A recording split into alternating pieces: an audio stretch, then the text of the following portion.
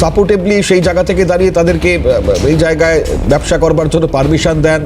আবার তার থেকেও বড় প্রশ্ন, রুটিন যে পায়ার অডিট সেটা কেন হচ্ছে না, লাগাতার প্রশ্ন। সেই প্রশ্নেই আজকে বিদ্ধ হয়েছেন রাজ্যের যারা মন্ত্রীরা ছিলেন, যারা গিয়েছেন সেখানে, বারবার প্রশ্নের মুখে পড়তে হয়েছে, যদিও রিপ্লাই আমরা পাচ্ছি। আপনারা কিভাবে দেখছেন আজকে ব্যাখ্যা ডেফিনেটলি যেতে হবে। রাজনৈতিকগত জায়গা যেমন রয়েছে, তারই সঙ্গে একটা বড় অংশ জুড়ে পরিবেশবিদ, তাদের বক্তব্যটাও শোনাবার চেষ্টা করবো। যারা উপস্থিত রয়েছেন আজকে আমাদের এই প্যানেলে, পরিচয় করে দিই এক এক করে। আমাদের সঙ্গে সৌমেন্দ্র মোহন ঘোষ রয়েছেন, পরিবেশবিদ দূরাবাস থেকে। সৌমেন্দ্রবাবুকে অসংখ্য ধন্যবাদ অনুষ্ঠানে যোগ দেওয়ার জন্য। একই সঙ্গে স্টুডিওয়ে যারা উপস্থিত এক এক করে পরিচয় করাই। আমাদের সঙ্গে রয়েছেন অরিজিৎ বক্সি, বিজেপি মুখপাত্র, অরিজিৎ দাকে স্বাগত। আমাদের সঙ্গে রয়েছেন প্রদীপ্ত মুখোপাধ্যায়, তৃণমূল মুখপাত্র, প্রদীপ্ত দাকে স্বাগত। চন্দন ঘোষ চৌধুরী, কংগ্রেস মুখপাত্র, চন্দন দাকেও স্বাগত। আমি সৌমেন্দ্রবাবুর কাছেই আসবো, কারণ সৌমেন্দ্রবাবু আপনি দুপুরেও ছিলেন আমাদের সঙ্গে। লাগাতার যে প্রশ্নগুলো আসছে আপনি শুনলেন বক্তব্যগুলো। দায় টানাটা কিন্তু চলছেই, কিন্তু এতগুলো মৃত্যু, তার দায়টা কারা নেবেন? কিভাবে দেখছেন পরিস্থিতি?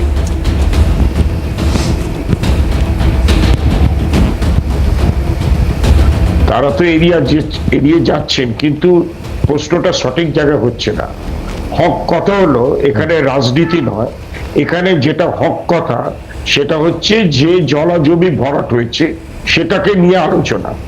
সেইখানে করতে গেলে পরিবেশ মন্ত্রী যিনি আছেন চন্দ্রিমা ভট্টাচার্য, ওনার আন্ডারে east Kolkata wetland management authority, অর্থাৎ পূর্ব কলকাতা জলাজমি যা ম্যানেজ করছে, তাদের অফিস হচ্ছে পানি সম্পদ ভবনে।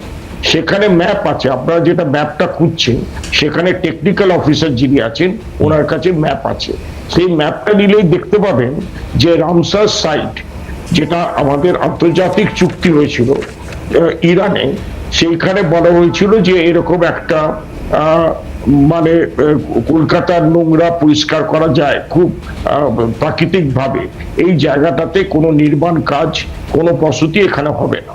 কিন্তু সেইটাকে বুড়ো আঙুল দেখিয়ে 2018 সালে, অর্থাৎ 7 বছর আগে, এইখানে আনন্দপুর ক্যানেল আছে 7 কিলোমিটার লম্বা, যেটা খেয়াদহে মিশেছে। সেইখানে এই নাজিরাবাদের রাস্তার জন্য এই ক্যানেলটাকে বেশ খানিকটা অংশ ভরাট করে ক্যানেলটাকে শুরু করে দেওয়া হয়। এই ক্যানেলটা 30টা মাছের ভেড়ি এটাকে ফিট করে। পূর্ব কলকাতাটা খোলা রাখতে বলেছিল, যাতে কলকাতাটা একটা গ্যাস চেম্বারে পরিণত না হয়, বাতাসটা বেরিয়ে যেতে পারে। আর কলকাতার নোংরা জল, যেটা কলকাতাটা পূর্ব দিকে ঢাল ছিল, সেটা নোংরা জল বর্জ্য সেটা বেরিয়ে যেতে পারে। আর গঙ্গা দিয়ে পরিষ্কার জল আসবে, আর নোংরা জল বিদ্যাধরী নদীতে বেরিয়ে যাবে। এই ছিল মোটামুটি ব্রিটিশদের সময়, এবং তারা বারবার বলে গেছিল যেন একটা দিক খোলা রাখা হয়, অর্থাৎ পূর্ব দিকটা। কারণ 3টে দিক আমাদের, হাওড়ার দিক বলুন, নর্থের দিক বলুন, সাউথের দিক বলুন, ভরাট হয়ে গেছে। এইবার কত হলো, কিন্তু ফিরোজ হাকিম তো বলছে 2006 সালে ভরাট হয়েছিল, এখন তো জলাজমি ভরাট হয় না। না, ফিরোজ হাকিম মেয়র, ওনার কথা ঠিকই আছে। কথাটা এই কারণে ঠিক, ওনার সময় এই জায়গাটা যেটা দেখাচ্ছেন সেটা হয়নি, সেটা হচ্ছে শোভন চ্যাটার্জির সময় হয়েছিল। তবে জলাজমি ভরাট এখনো হচ্ছে, যার জন্য মাননীয় মুখ্যমন্ত্রী এই কিছু মাস আগেও বলেছেন যে জলাজমি ভরাটটাকে বন্ধ করতে হবে, এবং তাকে সেইগুলোকে দেখার জন্য ওই ইস্ট কলকাতা ওয়েটল্যান্ড ম্যানেজমেন্ট অথরিটিকে পাওয়ার দেওয়া হয়েছে। এরা আবার নিজের ক্ষমতা নেই, এরা পুলিশকে বলে 500টা এফআইআর করা হয়েছে এই জায়গায়, 500 এফআইআর। পুলিশ কিন্তু ব্যর্থ হয়েছে। এবার আপনাকে বলে রাখি, 2021 থেকে 2026 এইখানে একটা ইন্টিগ্রেটেড ম্যানেজমেন্ট প্ল্যান হয়েছে, এবং যেহেতু এটা নিয়ে ন্যাশনাল গ্রিন ট্রাইব্যুনাল, জাতীয় পরিবেশ আদালত, হাইকোর্ট, ইভেন সুপ্রিম কোর্ট পর্যন্ত জানে এই জলাজমি ভরাট নিয়ে বিভিন্ন কেস হয়েছে, তাতে বলা হয়েছে যে 2026-এর মধ্যে এইখান থেকে সব পরিষ্কার করে আগের অবস্থায় রেস্টোর করতে হবে, ফিরিয়ে দিতে হবে। এখন আমি জানি না সেইটা যেহেতু পুলিশ পারেনি বলে এইভাবে তাকে রেস্টোরেশন করা হচ্ছে কিনা, সেটা আমার কাছে সঠিক তথ্য নেই। তবে জলাজমি যে ভরাট হচ্ছে, তাহলে আপনি এক কথায় কি এটা বলছেন প্রশাসনিক নজরদারির অভাব, আর তার জন্যই এই দুর্ঘটনা?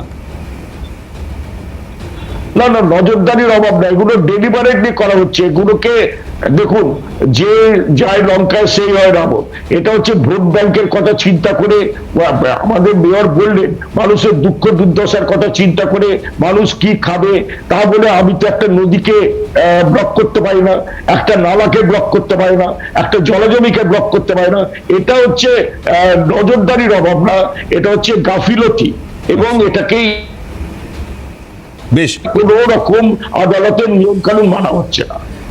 বেশ সঙ্গে থাকুন সৌমেন্দ্রবাবু, কারণ গাফিলতি একটা বড় জায়গা। আমি প্রদীপ্তদার কাছেই আসবো ঠিক এই জায়গা থেকে দাঁড়িয়ে। মানে সত্যি গাফিলতির জন্য এতগুলো প্রাণ গেল গিয়ে আজকে, প্রদীপ্তদা আপনিও তাই মনে করেন? দেখো, গাফিলতি কার, গাফিলতি হয়েছে কিনা, কোনো নিয়মের বেনিয়ম হয়েছে কিনা, সব কিছুর ক্ষেত্রে কিন্তু প্রশাসন তদন্ত করছে এবং প্রশাসন যথাযোগ্যভাবে তদন্ত করবে, সেখানে কোনো রকম পক্ষপাতিত্ব থাকবে না, সেটা পরিষ্কার করে বলে দেওয়া হয়েছে। এটা যেমন দায়বদ্ধতার প্রশ্ন, আমরা কিন্তু দায়বদ্ধভাবে ওখানে কাজ করার চেষ্টা করছি। একদিকে অন্যায়ের কনটেক্সটে কথা হচ্ছে যে কোনোভাবে জলাজমি ভরাট হয়েছে কিনা সেই প্রশ্ন যেমন থাকছে, এবং তার তদন্তের প্রশ্ন থাকছে, আদালতের রায় কমপ্লাই করার প্রশ্ন যেমন থাকছে, তেমনই কিন্তু প্রশ্ন থাকছে এই যে দিশাহারা মানুষগুলো যাদের প্রাণ চলে গেল তাদের পাশে থাকাও। দুটো সমান্তরালভাবে করা হচ্ছে। যখন অভিযোগ করা হচ্ছে যে মন্ত্রী দেরি করে এসছেন বা কিছু, অরূপ বিশ্বাস যে 10 ঘন্টার মধ্যে, মানে যখন ভোর রাতে 3টের পরে আগুন লাগে বা ওরকম সময় 10 ঘন্টার আগে অরূপ বিশ্বাস চলে যায়, বা পারতেন তাড়াতাড়ি, সায়নী ঘোষ যে গেছেন, একজন গেছেন, কে যাননি, এই প্রশ্ন যদি হয় তাহলে যে গেছেন সেটা কেন আসবে না?